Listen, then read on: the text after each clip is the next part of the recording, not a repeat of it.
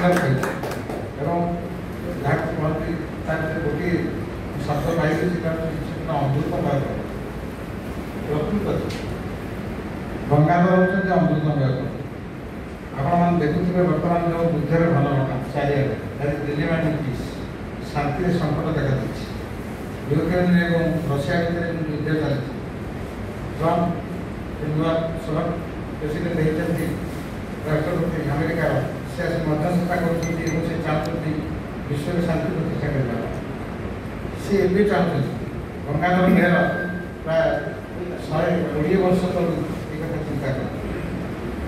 ସେ ଚାହିଁଥିଲେ ବିଶ୍ୱକୁ ମଧୁମେହ ଦୃଷ୍ଟିରେ ଦେଖିବା ପାଇଁ ଏବଂ ନିଜେ ଉଦ୍ଘୋଷଣା କରିଥିଲେ।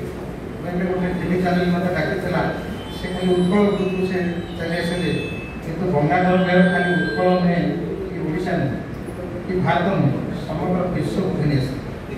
ଯେମିତି ଅଭିମନ୍ୟୁ ବିଶ୍ୱଚିତ ବସ ପ୍ରାଣୀ ପ୍ରୀତି ମୂର୍ତ୍ତି ମନ୍ତ ହୋଇ, ଏ ବାଲିଆ ପ୍ରବର୍ତ୍ତନ ଅଭିମନ୍ୟୁ ଲେଖା। ସେ ବିଶ୍ୱକୁ ଚାଲି ଯାଇଥିଲେ। ଗଙ୍ଗାଧର ମେହେର କ'ଣ ଲେଖିଲେ? ଲାଲି ଯାହା କହିଲେ, ବିଶ୍ୱ ଦେଖ ମଧୁମୟରେ ଜୀବନ, ବିଶ୍ୱ ଦେଖ ମଧୁମୟ, ମଧୁର ଚରଣ କରିବ ହରଣ, ପାପ ମରଣ ଭୟରେ ଜୀବନ, ବିଶ୍ୱ ଦେଖ ମଧୁମୟ। ଗଙ୍ଗାଧର ମେହେରଙ୍କ ସାହିତ୍ୟର ପ୍ରାସଙ୍ଗିକତା ଏଇଥିପାଇଁ ଅଛି, ବିଶ୍ୱକୁ ମଧୁମୟ ଦୃଷ୍ଟିରେ ଦେଖିବାକୁ ପଡ଼ିବ। ପରସ୍ପର ପ୍ରତି ଈର୍ଷା ବିଦ୍ୱେଷ ଅସୂୟା ଏକୁ ପରିତ୍ୟାଗ କରିବାକୁ ପଡ଼ିବ। ନିଜକୁ ନିଜର ଅହଂଭାବକୁ ପରିତ୍ୟାଗ କରିବାକୁ ପଡ଼ିବ।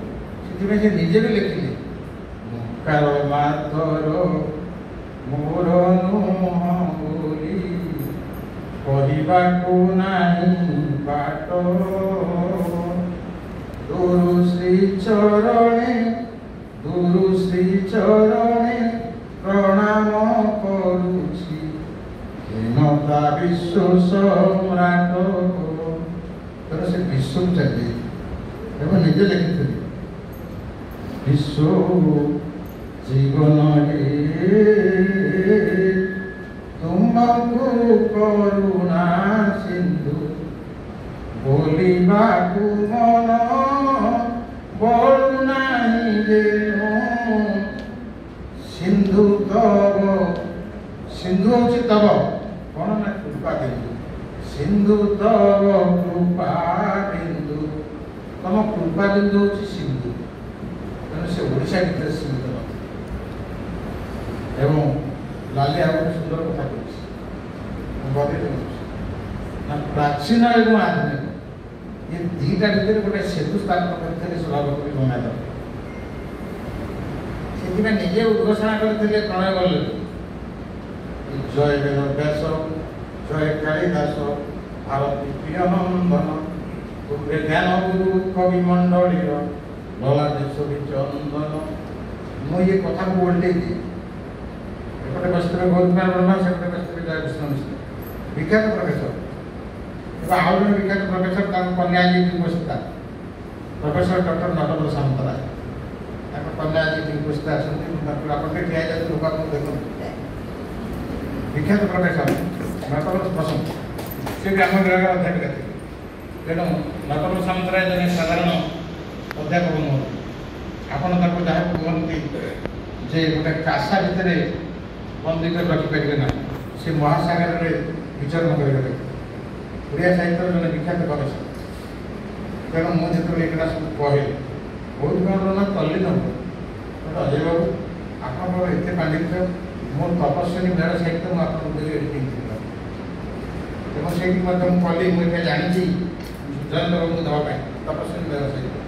এটা গৌরীকুমার রহমানের তপস্বী ঘর সাহিত্য ମୁଁ ଏଡ଼ିଟିଂ କଲି। କିନ୍ତୁ ସେତେବେଳେ ଯେ ରାଜ୍ୟପାଳ ଥିଲେ ରାମେଶ୍ୱର ଠାକୁର, ସେ ଆସିଲେ ଉଦ୍ଘାଟନ। ତେଣୁ ତା ଭିତରକୁ ଯାଉନି, ପ୍ରାଚୀନ ଏବଂ ଆଧୁନିକ ଭିତରେ ଗୋଟେ ସେତୁ ସ୍ଥାପନ କରିଥିଲେ ସଭାପତି ଗଙ୍ଗାଧର। ଏ ଯେଉଁ ସ୍ୱଭାବ କହିଲା, ସ୍ୱଭାବ ସ୍ପଣ୍ଟାନିୟସ୍ ଭରପୁର, ସେଥିପାଇଁ ସ୍ୱଭାବ। ମୋ ମନେ ପଡ଼ୁଛି ସେତେବେଳେ ବସ୍ତାନ୍ତି ପଟେଲ, ଆପଣ ଯେଉଁ ଜାଗାରେ ଆସିଛନ୍ତି ବିଭିନ୍ନ ରାଜ୍ୟ ପଟେଲ, ବିଖ୍ୟାତ IAS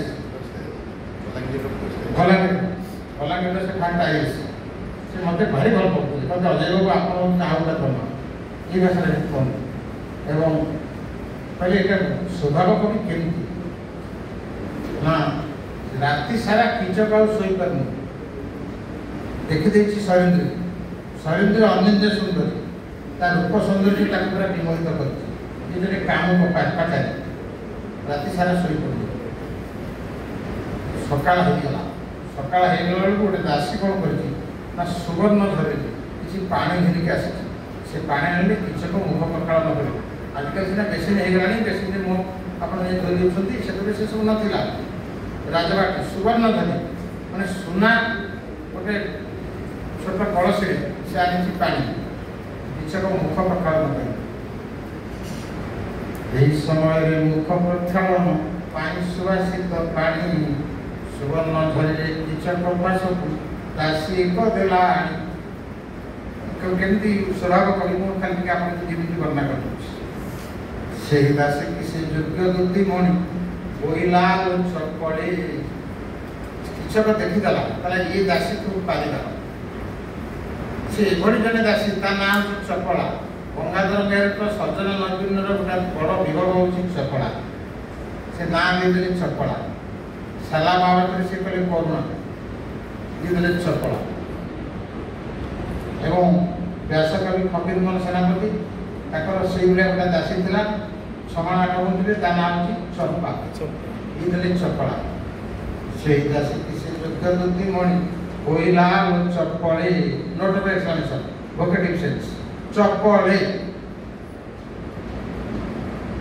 ଦ୍ୱିତୀୟ ପଦରେ କ'ଣ ଲେଖୁଛନ୍ତି ନା ମୋ ତନୁରେ ଶୀତଳ ଚନ୍ଦନ ବୋଳି ପାରିବୁ କି ପଳେ ସେପଟେ ଚପଳେ ଏପଟେ ପଳେ ସ୍ପଣ୍ଟାନିୟସ୍ ଭରପୁର ମୁଁ କହି ଉପମା ଭଞ୍ଜ ବିରସ ଦଶେଇ ପଚାକ୍ତ ଗୌରବ ପଲ୍ଲରେ ପଦଲାଳିତ ସନ୍ଧି ଚିନ୍ତା ମଣୁପ୍ରୟ ପଲ୍ଲରେ ପଦଲାଳିତ ପଦ ସହିତ ପଦର ଲାଳିତ୍ୟ ହେଉଛି ମେହର ସାହିତ୍ୟର ବୈଶିଷ୍ଟ୍ୟ ସେତେବେଳେ ବିଘ୍ନରାଜ ପଟେଲ ପୁରା ଉଲ୍ଲସିତ ହେଇଯାଇଥିଲେ ବା ପାତ୍ର ସାହିତ୍ୟ ଆପଣ ସୁନ୍ଦର କଥା କହିଲେ ପଦ ସହିତ ପଦର ଲାଳିତ୍ୟ ମେହର ସାହିତ୍ୟ ଖାଲି ଆପଣମାନେ ରସାଳ ନୁହେଁ ଏବଂ ତାତ୍ତ୍ୱିକ ଦୃଷ୍ଟିକୋଣରୁ ମଧ୍ୟ ଭାରି ଆପଣ ଯାହା କହନ୍ତି ଅଭିନବ ଲେଖିଥିଲେ ଆପଣମାନଙ୍କର ବାଲିଆକୁଳ ଥିଲା କ'ଣ ଏ ଥୋକି ସ୍ଥଳ ହେବ ଦ୍ରାକ୍ଷା କୁଳକୁଦ ପାଖ ଥୋକି ପାଖ ନାରୀ କେଳ ଖଜୁର ରୁଚକ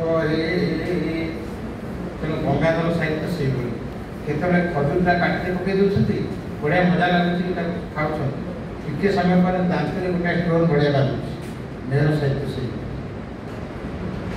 ଏବଂ ବେଳେବେଳେ ନଡ଼ିଆ ଭଳିଆ ନଡ଼ିଆଟା ଉପର ହେଉଛି ଭାରି କଠିନ ତାକୁ ଯିଏ ଫଟେଇ ଦେଇପାରିଲା ଭିତର ହେଉଛି ସଶକ୍ତ ମେହର ସାହିତ୍ୟ ମଧ୍ୟ ସେଇଭଳି ମୁଁ ତା ଭିତରକୁ ଯାଉନି ସମ୍ବଲପୁର ବିଶ୍ୱବିଦ୍ୟାଳୟରେ ଏ ବିଷୟରେ ମୁଁ ବହୁ ଭାବରେ ଆଲୋଚନା କରିଛି ଏଥିରେ ଥରେ ଯାଇଛି ତେଣୁ ବନ୍ଧୁଗଣ ଜୟନ୍ତବାବୁ ଯିବେ ତା ପୂର୍ବରୁ ଖାଲି କବିତା ବିଷୟ କହିବେ କାରଣ ଜୟନ୍ତବାବୁଙ୍କୁ ଛାଡ଼ିବା ପାଇଁ ଚାହୁଁନି ଯାହା କୁହନ୍ତି ଜଣେ କବି ଲେଖିଥିଲେ ପୁରୀ ଧାମକୁ ଯାଇଥିଲେ ହେ କାଳିଆ ମୁଁ ତୋ ପାଖକୁ ଆସିଥିଲି ତୁ କେତେ ଛାଡ଼ି ଯିବାକୁ ମୋ ମନ ବଳୁନାହିଁ ଜୟନ୍ତବାବୁ ଆପଣଙ୍କୁ ଛାଡ଼ିବାକୁ ଯିବାକୁ ମନ ବଳୁନି ତେଣୁ ବର୍ତ୍ତମାନ କବିତା ମ୍ୟାଡ଼ାମକୁ ମୁଁ ଅନୁରୋଧ କରୁଛି ସେ ମୁଖ୍ୟ ବକ୍ତା ଭାବରେ ଆଜି ତାଙ୍କର ଭାଷଣ ପ୍ରଦାନ କରିବେ।